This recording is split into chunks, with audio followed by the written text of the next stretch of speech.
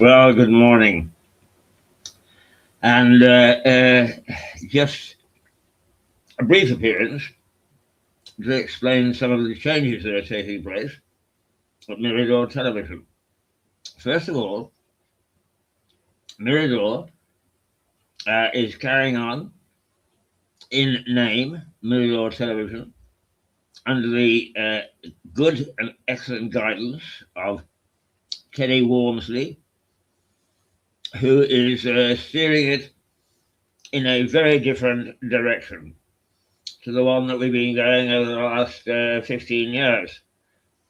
He's paying less attention to the international scene and much more to the local uh, uh, landscape, and rightly so. That is Teddy's forte, and as often is said, as the chief executive thinks, so goes the business. And Teddy is very much a local animal, highly involved in sports, in football, in cricket, and a host of other sports. But he is also in a good contact with some of the local political parties. He's getting a nice little bundle of civil servants, charity people, business people, and so on. So between now and the end of the year, let's look at things on a 6 month basis. You should have a very happy mix of programs, information output for you. He's got a new website, which I will give you in the next couple of days. And I will appear on Mirador at least once a week, possibly twice, with some of my own experiences from my past, but also keeping with you the saint V, who helps older people overcome the mysteries of IT. I want to talk a little bit about Parkinson's wherever I go, because it continues to hammer me. There is no cure in sight. I rather expect that whether I die sooner or later, it is going to be a constant companion. So why not talk about it, to it, and even threaten it? But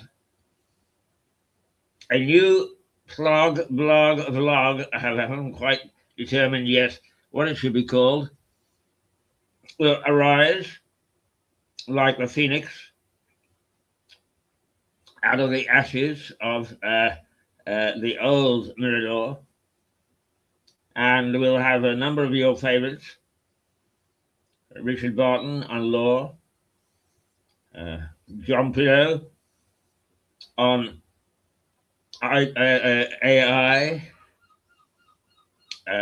hopefully the girls from New York, and a number of other features.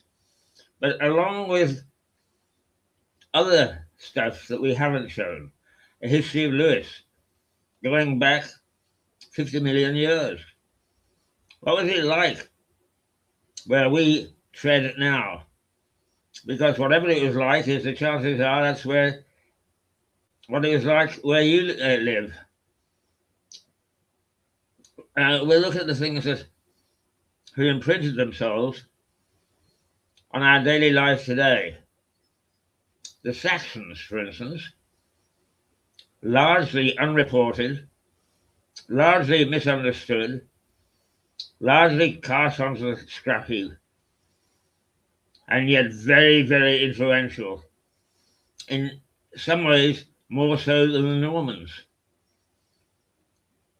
on English history and the way we lived. What was it like in a small town like this one in 800 AD, in 1066? And then through medieval times, when we have slightly better documentation, we have a little better idea of what our forefathers are doing. But the impact abroad was enormous.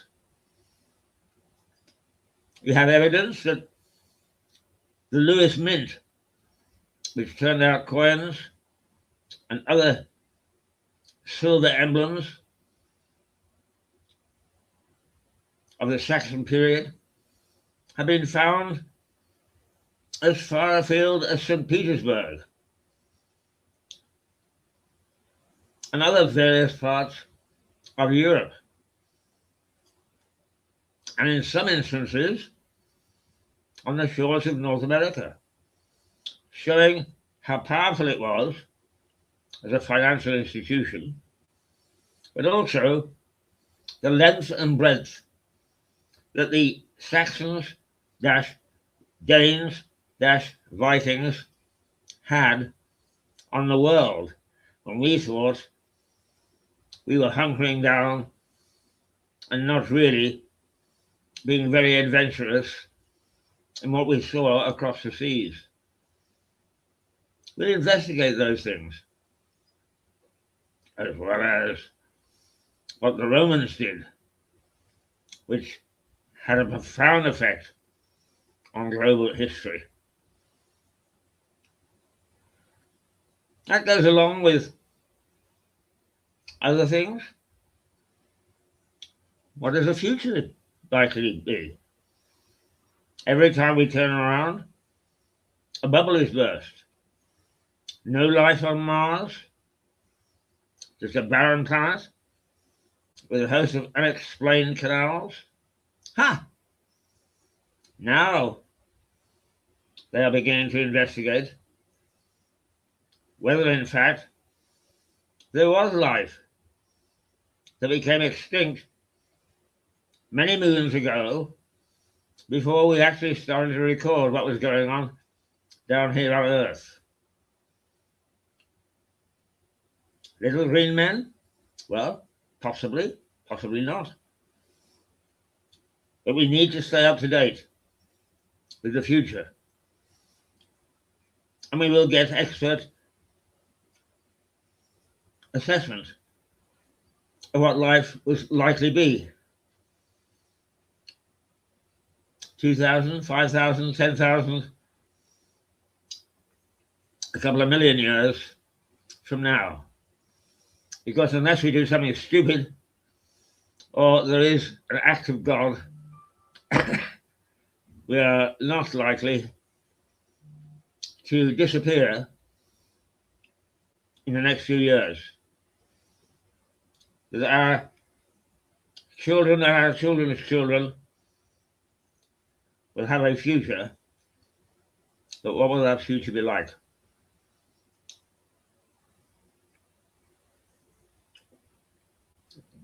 Sport is beginning to dominate the landscape.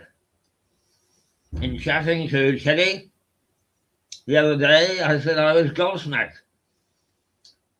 Towards the end of the World Cup, we were still filling stadia in the United States with 60, 70, 80,000 people. At the same time, we had rugby's Nations Cup going on, filling stadia here, 50, 60,000, for matches between European nations and those south of the hemisphere. At the same time, we were filling stadia at Lord's and the Oval for cricket. And as for athletics, it was making a very firm comeback, along with other minor sports, who are dragging in a few thousand to their pavilions, their grandstands. Where's the money coming from? What's the future? Are there going to be winners and losers? There always are. Are we facing decades of corruption as FIFA gets stronger? Twickenham, the RFU gets stronger. And the cricket authorities work out their problems. Haven't touched on baseball, ice hockey, or other American sports. They in turn will have their own problems, their own seesaw, seasons. What's going on? Well, I hope that we'll be chatting about those things with experts, with analysts, with people who have something sensible to say about the situation. We'll leave the slugging to others. 200 for 6, 28, 25, 3-0. All that is well covered by established broadcasters. But what will happen next season and the season after that? And will the bubble that is inflated already, paying huge amounts,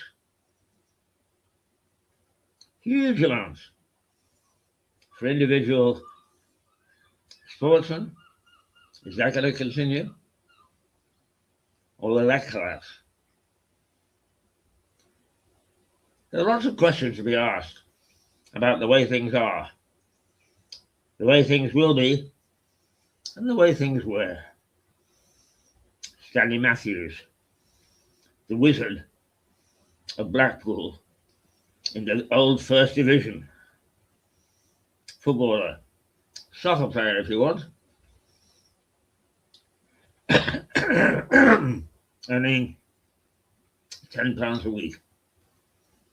Oh, where did it all start and where will it all end? Those are the things which we will examine, we will take a look at, not what you can get elsewhere. So, they call me Mr. Keith. Egotistical? Oh, perhaps. Perhaps. But it's based on a life of over 80 years, scouring the globe, reporting on strange places. Not your regular Tenerife. That you might find of interest. They call me Mr. Keith. There's a regular team with a little bit on this channel, a little bit on Teddy's channel, Mirador Television, regular blogs, voice reports. Over the next 6 months, you'll find it here, along with a video look at, for instance, how travel companies of all sorts treat, quote, cripples like me, people who can't walk, who need some special attention as they climb on board an aircraft. How are we treated? Normally? With concern? Is it good enough? Is it too good? Those are the questions that we'll be asking as we go forward with They Call Me Mr. Keith. Something to laugh at, something to cry at, something to say, oh, I didn't know that, something to say, I can't believe that. What, is that really the way it was? Ever tried an outdoor toilet? Because you have to, not because you plan to. Well, believe me, better that you make sure that the plumbing stays in place. They call me Mr. Keith. to the regular team, I look forward to being with you. Let's say, for the moment, toodle pip. We may be back with Harry Atherton at 10 o'clock for another look at what's going on in the world. Until then,